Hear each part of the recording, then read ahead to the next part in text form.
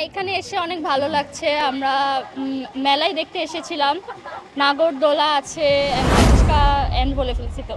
আমার আর কি প্রথমবার এরকম মেলায় এসে নববর্ষ অনুভব করা। এছাড়া তো আমরা যেভাবে সাধারণত যেভাবে সেলিব্রেট করি এটা।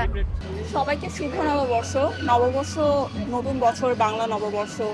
আমরা প্রত্যেক বছর এটা উদযাপনের চেষ্টা করি খুব ভালোভাবে প্রিয় মানুষদের সাথে। আমি আজকে আমার বান্ধবীকে নিয়ে এসেছি। মা বাবারাও আসেন, কিন্তু বয়স হয়ে গেছে যেহেতু এখন আর তারা আসতে পারে না, গরমের সময় এই জন্য। কিন্তু আমার মনে হয় প্রতি বছর নববর্ষটা খুব ভালোভাবে আমাদের পালন করার চেষ্টা করা উচিত, কারণ দিন দিন আমাদের সংস্কৃতিগুলো হারিয়ে যাচ্ছে। যতটুকু আমার মনে হয় এখন আর আগের মতো তেমন কোনো উৎসব আমেজ আমরা দেখি না। তো পহেলা বৈশাখ, পহেলা ফাল্গুন এই ধরনের যে উদযাপনগুলো আমরা করে থাকি, আমার মনে হয় এগুলো আমাদের খুব ভালোভাবে উদযাপন করার চেষ্টা করা উচিত হতে পারে। সবাইকেই নববর্ষের শুভেচ্ছা। তো এটা আমার ঢাকায় দ্বিতীয়বার নববর্ষ পালন করতেছি। আমি এর আগে হচ্ছে আমার আমার বাসায় করতাম সবসময়। আমাদের বাসাতেই আমি মানে নববর্ষ পালন করি। এবার প্রথমবার আমি হচ্ছে এখানে আসছি আমার বন্ধুদের সাথে। তো আমরা একটা মেলা খুঁজতেছিলাম যে আমরা একটা মেলায় ঘুরতে যাব, মানে নববর্ষের যে চিরাচরিত যেভাবে হচ্ছে নববর্ষ পালন হয়ে আসছে, আমরা চাচ্ছিলাম ওইভাবে নববর্ষ যেন পালন করি, যেন হচ্ছে কোনো ইয়েতে গিয়ে খাওয়া দাওয়া করে ওটার পিছনে টাকা খরচ না করে এইভাবে এসে যেন আমরা একটা নতুন অনুভূতি পাই। তো ভালোই লাগছে এখানে এসে। আমরা মুখে আলপনা করিয়েছি অ্যান্ড সবাই মিলে হচ্ছে অনেক ভালোই লাগতেছে। আমার আর কি প্রথমবার এরকম মেলায় এসে নববর্ষ অনুভব করা। এছাড়া তো আমরা যেভাবে সাধারণত যেভাবে সেলিব্রেট করি এটা পালন করি যেখানে।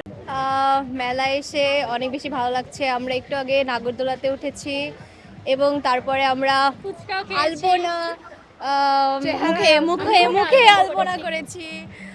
হ্যাঁ, এখানে এসে অনেক ভালো লাগছে। আমরা মেলায় দেখতে এসেছিলাম। নাগরদোলা আছে ফুচকা বলে ফেলছি তো। যে আজকে সকালে একটু ভালোই লাগতেছিল ঠান্ডা, বাট এখন একটু গরম লাগতেছে।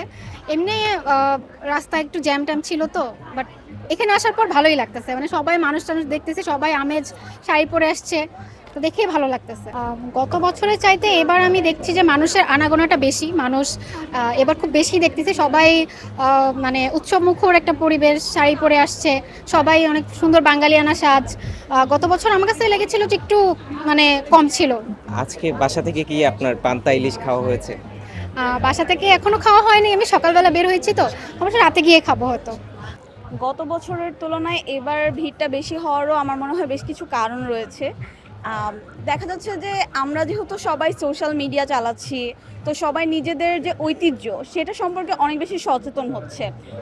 একটা সময় ছিল যে আমরা হচ্ছে ওয়েস্টার্ন ঐতিহ্য সেটাকে অনেক বেশি গুরুত্ব দিতাম বা এটাকে অনেক বেশি প্রায়োরিটাইজ করতাম। কিন্তু এখন হচ্ছে জিনিসটা হচ্ছে যে আমাদের ওই রিয়েলাইজেশনটা বা অনুভূতিটা এসেছে যে আমাদের নিজেদের কালচার বা নিজেদের ঐতিহ্য সংস্কৃতিকে আগে রাখা উচিত। যেই কারণে মানুষ এখন নিজেদের ঐতিহ্য এবং সংস্কৃতিকে উপভোগ করার ওই মানসিকতাটা ফুটিয়ে তুলছে আই গেস। হ্যাঁ, পান্তা ইলিশটা খাওয়া হয়েছে এবার। কিন্তু এখানে একটা কথা আছে, সাধারণত পান্তা ইলিশের দাম কত হতে পারে আপনার কোনো ধারণা আছে যে আজকে কত টাকার মধ্যে কত টাকা বিক্রি হতে পারে? ধারণা নেই না?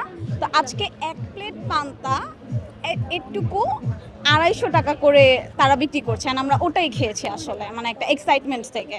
সে ওভাবে করে খাওয়া হয়নি আর কি। আর পান্তার কনসেপ্ট তো হচ্ছে, যেহেতু আমাদের এটা অনেক পুরানো দিনের কথা, হ্যাঁ, যে নববর্ষ উদযাপনের ব্যাপারটা, তো দেখা যেত যে পান্তা আসলে পানি ভাত আর পানি ভাত আর হচ্ছে পেঁয়াজ মরিচ দিয়ে।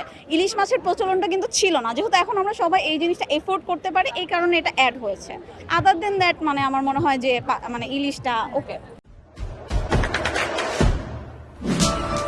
দেশে দেশে সবার সাথে দ্য নিউজ।